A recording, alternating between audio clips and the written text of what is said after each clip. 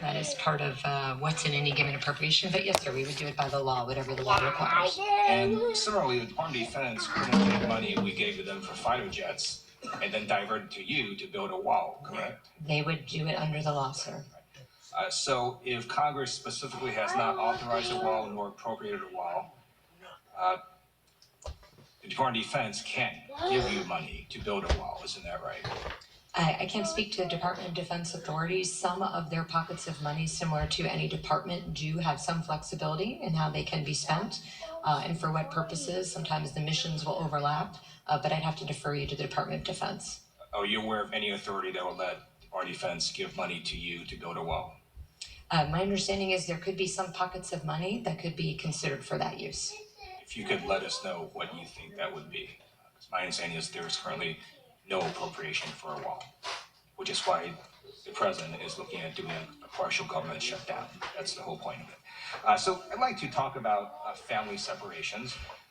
And you earlier during the hearing said basically you sort of took umbrage at being called a liar. So I won't use that phrase, but I will say that you're not telling the truth about family separation. And it's because your boss, Donald Trump, did a whole executive order reversing the policy of family separation. So I'd like unanimous consent to put in the record article in the Washington Post dated June 20th, 2018 with the title, Trump reverses course, signs order ending policy of separating families at the border. I'm also going to read you some of the things he says. So we're going to have strong, very strong borders, but we're going to keep the families together, Trump said as he signed the order in the Oval Office. I didn't like the sight or the feeling of families being separated. So these little boys and girls, they didn't self-separate. Your agency ripped them away from their parents. And then after Trump reverses on this family separation policy, because clearly you can't reverse a law, executive orders only reverse policy, your agency then had to spend a lot of time trying to reunite these little kids with their parents. So I would just appreciate if you started telling the truth to American people about the policy of family separation. So again, sir, that was not a question. That was just you can answer after I'm done. No problem. If you'd like to just give a speech, I'll just let me know when you're done. I'm going to ask you some questions now. Wonderful. So during your opening statement, you sort of painted this dark picture of this crisis at the border and there was crime and so on. Are you aware that in 2017, violent crime rates dropped? Across the country or in a particular other country or? FBI report, have you read it? It says violent crime rates dropped in 2017. Are you aware of that? I have no reason to dispute the FBI.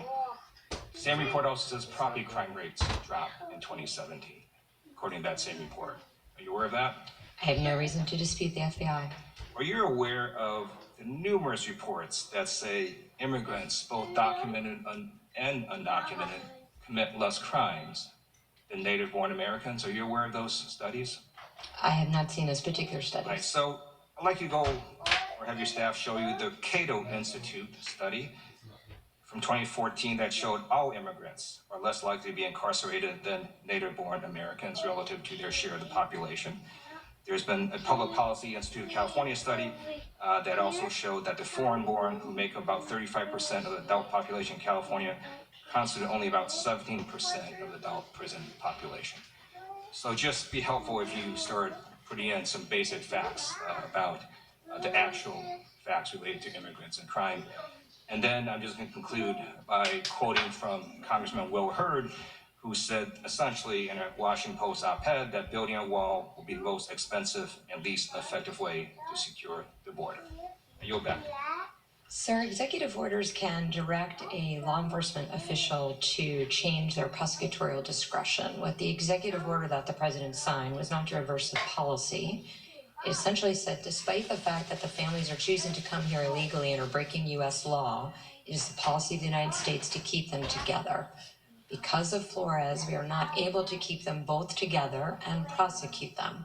So the result of that is we do not prosecute families that choose to come across the border illegally under the current executive order. Thank you. Thank you. And before I turn to the gentleman from Idaho, I just want to make members aware, a vote series has just started. I'm going to ask one of the members on this side of the aisle to go vote quickly and come back. I want to keep this hearing going.